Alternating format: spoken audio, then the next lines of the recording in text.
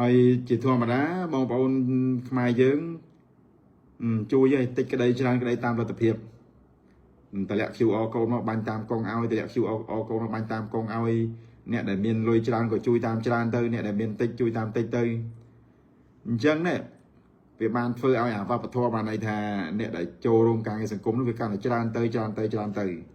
ប៉ុន្តែអ្នកដែលគេល្អគេនៅតែល្អអញ្ចឹងអ្នកដែលគេជួយពិតប្រាកដគឺគេជួយពិតប្រាកដគេទទួលបានជំនួយឧទាហរណ៍ថាប៉ុណ្ណា4លានគេជួយ4លាន5លានគេប្រគល់ឲ្យ5លាន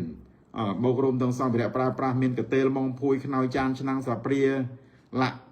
ជាដើមអីចឹងទៅប៉ុន្តែមានពួកអាថោកទាបខ្លះលុយដែលគេជួយមកវាបាត់តួលេខដល់ពេលលុយគេជួយមកពេលខ្លះយើងមិនទៅដឹងបងប្អូនប្រជាពលរដ្ឋមិនដឹងថាលុយដែលជួយទៅអានេះទទួលនឹងប្រមាណឥឡូវឧទាហរណ៍ថាជួយបាញ់ចូលកងវា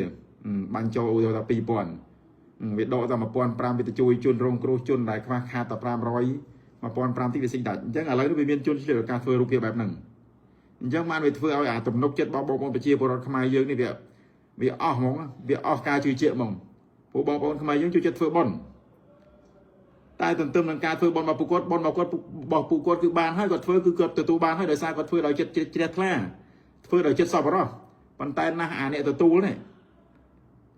ដែលទទួលលុយដែលទទួលសម្ភារៈអីវ៉ាន់យកទៅជួយជនរងគ្រោះនេះវាស៊ីដាច់វាមិនមែនមិនឲ្យសោះទេគាត់ថាវាឲ្យមួយផ្នែកទៅវាទុកមួយផ្នែកធំអញ្ចឹងទាំងយើងទាំងគេវាមានអារម្មណ៍ឲ្យត្រូវជួយទៀតដល់ពេលអញ្ចឹងណា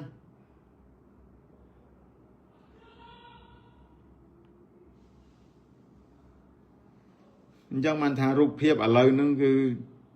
ពិបាកទុកចិត្តអ្នកណាទាំងអស់ដោយអារឿងការងារសង្គមអីចឹងដោយអាមកដែលយើងរៃលុយជួយកងទ័ពខ្មែរយើងពេលប៉ះគ្នាមួយថៃអារឿងព្រំដែននោះ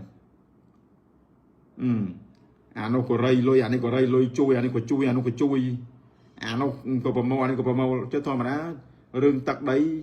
ក្នុងនាមយើងជាប្រជាពលរដ្ឋយើងមិនជឿចាស់យើងមិនចែកម្លេចយើងជួយទៅតាមលទ្ធភាពយើងតិចច្រើនក្តី